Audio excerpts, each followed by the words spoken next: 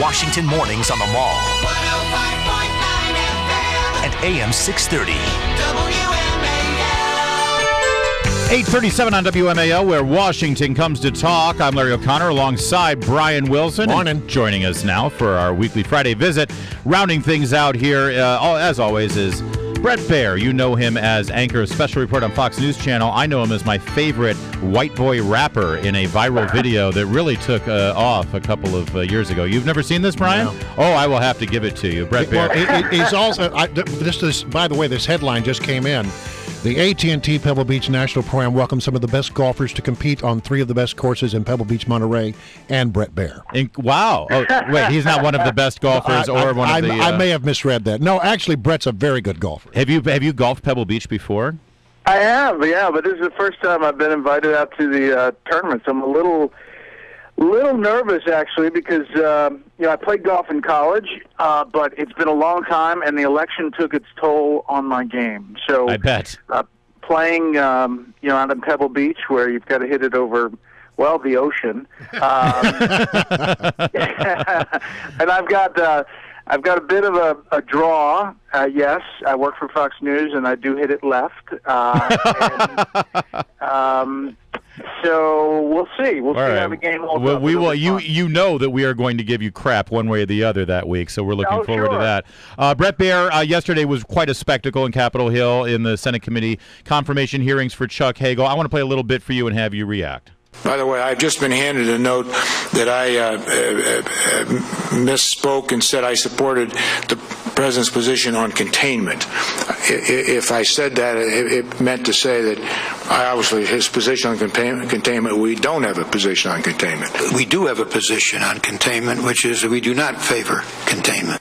Brett, have you ever seen anything like that? I haven't. And I think as far as confirmation hearings go, this was really pretty bad. This was as bad as I think has been up there in decades. I think his nomination could be in trouble. Right now, people are counting heads. They are thinking he might have the votes. But, there are some that are on the fence after yesterday. I think what was so surprising, actually, after talking to people on the left and the right, was that he wasn't prepped for some of the questions about previous statements that he made, and it was almost a surprise. And that some of the basic policies of the administration seemed to escape him to the point where, as you heard Senator Levin, the chairman, had to rescue him. Not only that, you had Senator Kirsten Gillibrand try to rescue him about another statement he made about the government of Iran. That happened numerous times throughout the hearing. Well, now, look, you've covered the Pentagon, and you've covered the White House. Yeah. You're a practiced hand here in Washington. Do you think this can be stopped? Because the Washington Post says, horrible performance, but it doesn't matter because the Democrats have the votes. Yes, but I do think that there were a few Democrats who might have been iffy after yesterday. I really do, and I could be wrong. I was talking to our people up on Capitol Hill. They probably will fall in and close ranks. I don't think that any Republicans will vote for him. Yeah, Thad Cochran was saying because he's a longtime friend he's going to vote for him, but I think it's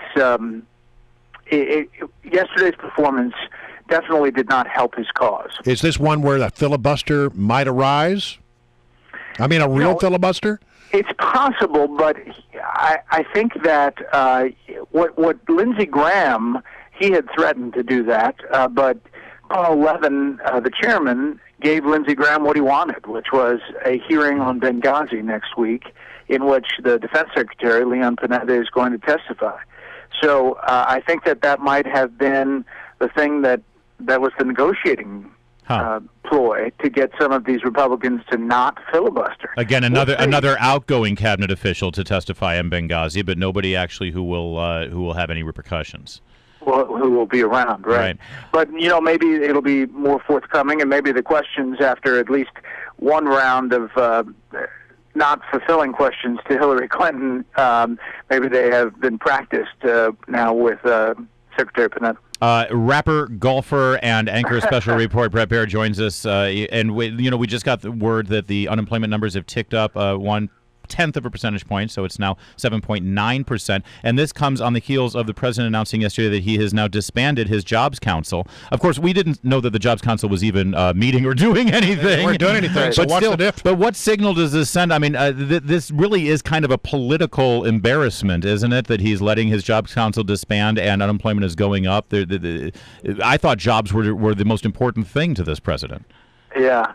The White House says that they made all kinds of recommendations and that he took executive action and that 90% of their recommendations on executive action went through. The biggest recommendation they made was the Keystone Pipeline, and that has, of course, yet to go through. And legislation-wise, they haven't pushed anything through. Tax reform, corporate taxes, changes, nothing. It didn't meet that many times, the Jobs Council, and when it did, the most recognizable soundbite was those jobs really weren't shovel-ready. So it was, it was not a great PR success. Let's just put it that way. As far as the jobs numbers, the underemployment number, which we talk about a lot, the U6, it's the technical term, is still at 14.4%. There are still 12.3 million people unemployed. And while there are signs that the economy is trying to recover, I mean, the revisions that were made by the Bureau of Labor Statistics back in last year, they're significant.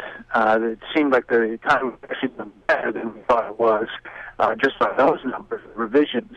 It's still not great. Add to that the GDP number we just got, which was that the economy is shrinking.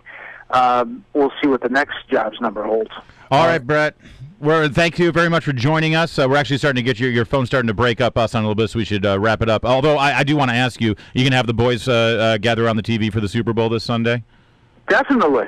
5-2, they're still trying to get what the game's all about. But if there are chicken wings involved, does it really matter? No. Let's face it, if they've been baptized, they're old enough for football, Bret Baier. That's true. And I know you're Catholic, so they were baptized way early. All right, Bret. That's exactly right, right out the womb. Have a great time, enjoy the game, and work on your long putt. All right. You don't want a Mickelson situation, Bret Baier. Okay, listen, Bret, good to have you on. Thanks a lot. Good day to have you.